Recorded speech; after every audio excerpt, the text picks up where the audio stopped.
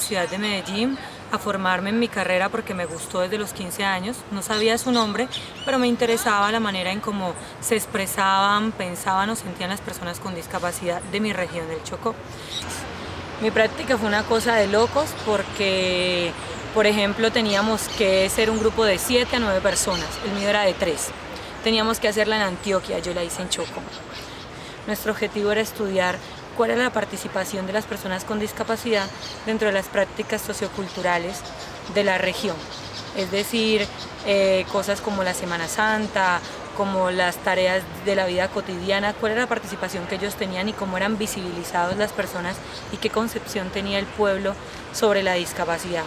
Nos encontramos con cosas loquísimas y en nuestra tesis, en nuestra exposición de tesis, todo el mundo al momento era impactado cuando exponíamos los nombres con los que eran titulados las personas con discapacidad.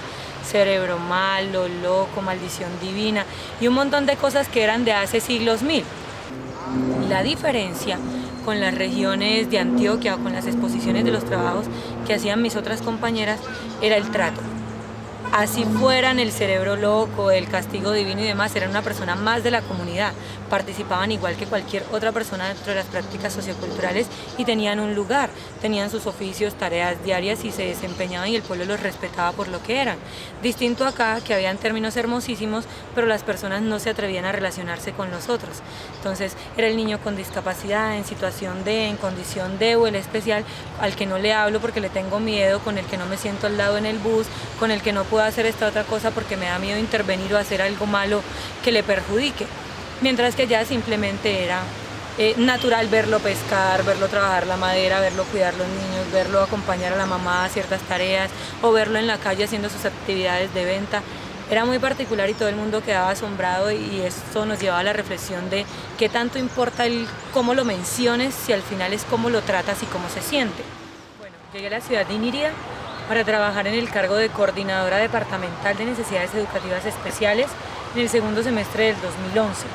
Cuando llego a esta ciudad me encuentro con una ciudad muy hermosa, llena de personas indígenas, mestizas y afros, un pueblo muy limpio, muy organizado. Llegué al cargo de la Secretaría de Educación, trabajo para el área de cobertura educativa de la misma, consultando cuál era el trabajo que se venía desarrollando antes de mi llegada, cuál era ese proceso y con muchísimas ganas de leer acerca de esos proyectos que tenía la misma Secretaría.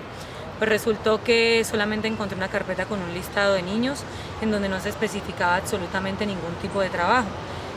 Un recurso de 8 millones de pesos, ninguna persona a quien dirigir, ningún recurso que manejar y un montón de cosas por hacer.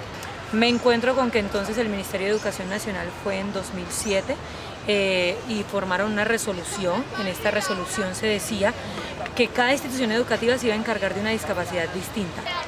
En este preciso momento que me cuentan eso, se forma una discusión incluso pasada de tono entre rectores porque un rector le dice al otro, es que yo no pienso recibir esos niños bobitos ni de chiste. Yo ya los eché de mi colegio, ya los saqué de mi colegio y no las voy a volver a recibir porque eso me causa deserción. Les dije que las cosas iban a cambiar, les presenté el decreto 366, pero les dije yo no voy a llegar a imponer el decreto. Yo quiero dialogar con cada uno, conocer su grupo de docentes, conocer la población que me reporta el sistema que tiene discapacidad y mirar qué cosas podríamos hacer desde el recurso, la capacidad de tiempo y las posibilidades del contexto para que armemos un plan de trabajo con cada uno. Para el 2013, entonces, la unidad ya se consolida como un proyecto, donde también se vuelve un proyecto de construcción, un espacio físico idóneo para el trabajo con la población con discapacidad que está vinculada a la institución educativa. Además inició toda la localización y caracterización de las personas sordas que no tienen ninguna oportunidad educativa en el momento. De lo que nos planteamos a 2012 a 2014 en qué hemos avanzado y cómo hemos llegado a tener la primera aula para sordos netamente indígena del país. Tenemos 6 estudiantes, cada uno pertenece a una etnia distinta, hay curripacos, teapocos, cuinaves, sicuanis, yerales, otros. Y cómo entonces empezamos a dialogar con las familias y les empieza a interesar a las familias los resultados que ven en sus hijos.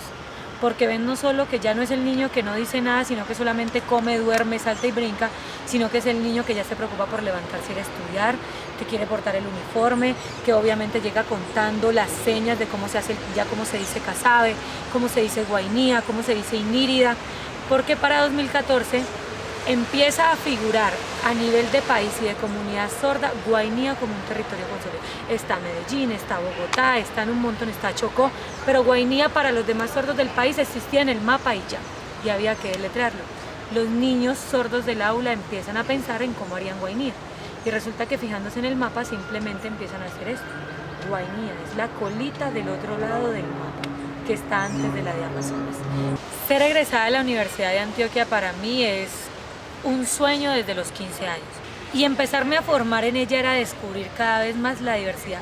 Cuando yo me encuentro con una docente como Mónica Murillo, yo digo, estoy en la universidad que es, en la que respeta a la persona por el hecho de ser persona, pero valora su conocimiento y su habilidad para ser líder y para trabajar en contexto.